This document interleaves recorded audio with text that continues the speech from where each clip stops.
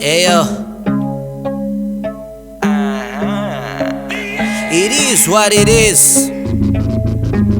Yo, it's your boy I see. Just now. Iwe.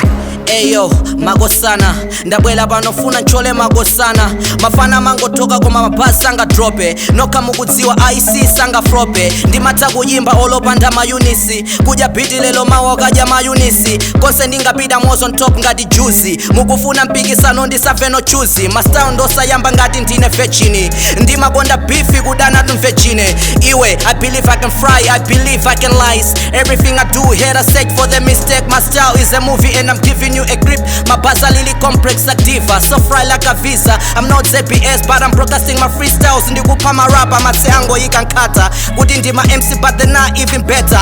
In this battle put me on the front line. I knock niggas out with a half punchline. Kundija nendi danger ngati ulibe condom. Freestyle ndalasa nkama muli nkondom. Mukamva IC umadziwa muli nkondom. Muonongeka ngati Gomola ndi Sodom. Amatiti mbendi ice amatoche anao. Producer mawafusa na wafuna ojedwa nao ha?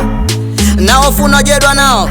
Sine prayer koma ndine fana wa magos. Pompa na mkona take off migos. Mfana wa maskando heavy migos. Ndima gonda zima tuntu because ndima taizizi of course. Iwe ndati panga pose. Suyonela patali ngati diso la mafo. Usunga tope 12 bars koma mafo. Basi mungo bwela pano yimba manyano. Tanduuzeni ndi ndana kumanyano. Zomwe ndikunena zitu uve. Ndima spita sonya satu heavy umve.